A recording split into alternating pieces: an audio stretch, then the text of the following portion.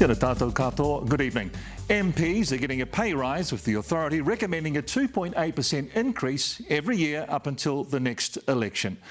For a backbench MP, that means an immediate jump of nearly $5,000 a year to $168,600. For a cabinet minister, it's an extra $8,000 to just over $304,000.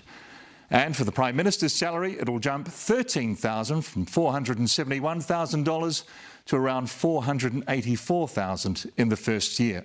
By the time the next election rolls around in 2026, it'll be more than $500,000.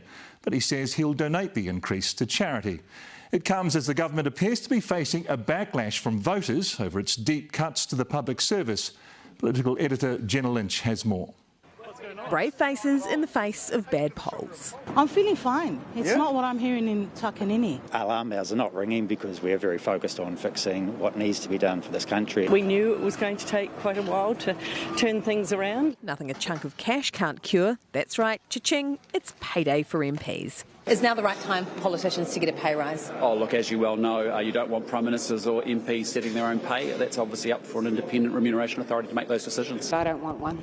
You're kind of damned if you do and damned if you don't. It's just a process and law that we have to follow. The Remuneration Authority has ruled that after 6 years of frozen pay packets, politicians have earned a pay rise. Stock standard backbenchers get the full 2.8%, bringing them up to $168,000. Ministers too, they're bumped above $300,000, and the PM gets an immediate $13,000 increase, taking him to $484,200.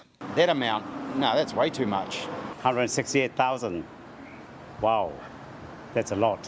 The authority ruled that the role of Leader of the Opposition was no longer as valuable as a Cabinet Minister, saying MMPs caused the nature of this role to change and its salary relative to other party leaders is overstated.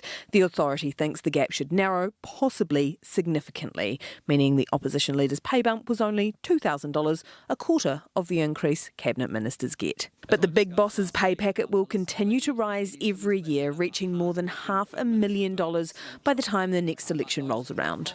Everybody's being made redundant, so I don't think they need a pay rise. You've got to fix the country up before you fix yourself up. Oof. Not hard to read the public sentiment on that one. Terrible timing, given the Nats were just dealt a devastating poll blow that Luxon is not taking terribly well. Yeah, but frothy and sensationalist, I think, were the words I used. Last night's One News poll showed the opposition had the numbers to govern just 5 months into the coalition's reign. And Newshub understands Labour's internal poll numbers also show the left a nose in front of the right, with the major parties neck and neck, the red team on 33, the blue on 34. Well, it's not positive at the moment because we're having to make some pretty tough decisions. It's not easy when you've got people losing their jobs in the public service. It's not easy, right? With economic times akin to 2008, Luxon's far from the soaring popularity of the John Key years. Well, as I said, I think if you go back and have a look at times where the economy's been tough, often it does play out like that. Possibly bad timing for Key to rock up to Parliament today as a reminder of the Nats' glory days as Luxon digs in and defends his ill-tasting medicine. I know it's tough for those individuals, but it's not easy for a government to actually drive through that program as well. It's not easy to actually put sanctions on beneficiaries not holding their obligations on job seeker benefit. It's not easy to evict unruly tenants out of KO. So I get all of that, right? But we have a hell of a mess to fix. We are going to turn the show around. Turn it around by cutting jobs with one hand and taking pay rises with the other. Oh, Jenna joins us now. Kia ora, Jenna. So the Prime Minister is donating his pay rise to charity.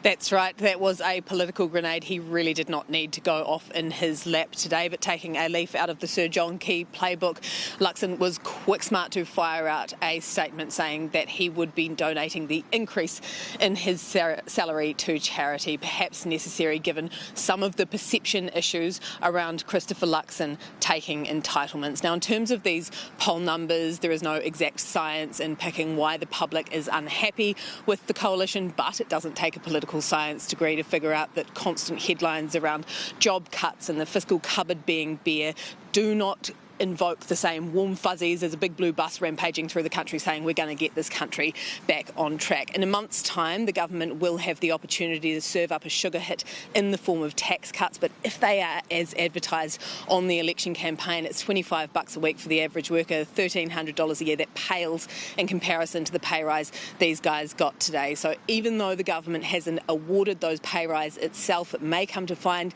that they sour its biggest budget sweetener. Jenna, tēnā koe.